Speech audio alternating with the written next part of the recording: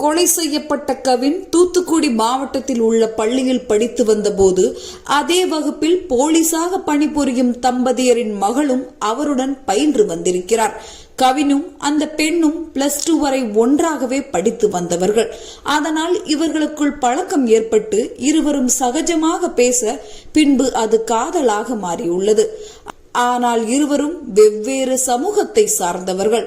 பின்பு +2 முடித்து அந்த பெண் சித்தா PSMS பயின்று சித்தா மருத்துவராகவும், மறுபுறம் கவினும் தொழில்நுட்பம் பயின்று சென்னையில் உள்ள ஒரு IT நிறுவனத்திலும் வேலை செய்து வந்துள்ளனர். இவ்வாறாக இருவரும் வெவ்வேறு துறையில் பணியில் இருந்தாலும் இவர்களின் பழக்கம் தொடர்ந்து நீடித்து வந்திருக்கிறது. இதனை அறிந்த பெண்ணின் சகோதரன் சுர்ஜித் தொடர்ந்து பலமுறை கவினை கண்டித்திருக்கிறார். ஆனால் இந்த கண்டிப்பை சாதாரணமாக எடுத்துக்கொண்ட கவின் தொடர்ந்து அந்த பெண்ணுடன் அடிக்கடி பேசியும் பழகியும் ஊருக்கு வரும்போதெல்லாம் பெண்ணின் மருத்துவமனைக்கு சென்று அவரை பார்ப்பதையும் வழக்கமாய் வைத்திருக்கிறார். இதனை பலமுறை நோட்டமிட்ட அந்த பெண்ணின் சகோதரன் ஆத்திரத்தின் உச்சிக்கு சென்றுள்ளார்.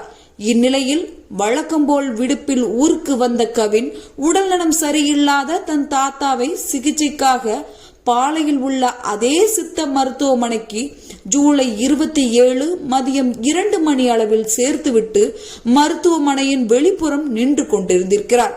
இதை அறிந்து அங்கு வந்த சுர்ஜித் அவரிடம் பேச்சு கொடுத்து பின்பு தன் தாயும் தந்தையும் அழைப்பதாக கூறி கவினை மோட்டார் சைக்கிளில் அழைத்து சென்றிருக்கிறார். அதனைத் தொடர்ந்து ஒரு குறுகலான தெருவிற்கு வந்தபோது எதிர்பாராத விதமாக கவினை அரிவாளால் சரமாரியாக வெட்டி கொலை செய்துவிட்டு தப்பி ஓடியிருக்கிறார்.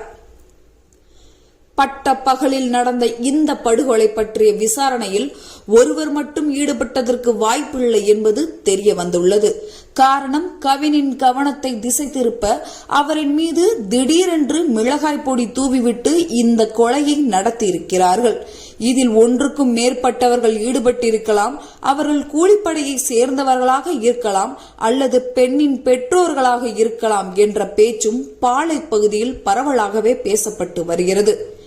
இந்த நிலையில் போலீசார் விசாரணையில் மற்றொரு திடுக்கிடும் தகவலாக கவினை நான் காதலிக்கவே இல்லை என சம்பந்தப்பட்ட பெண் தெரிவித்திருக்கிறார். ஆனால் இந்த அதிர்ச்சி தகவலை அடுத்து அந்த பெண்ணின் பெயரும் அவர் தனது காதலன் கவினுக்கு மோதிரம் அணிவித்து காதலை கொண்டாடிய படங்களும்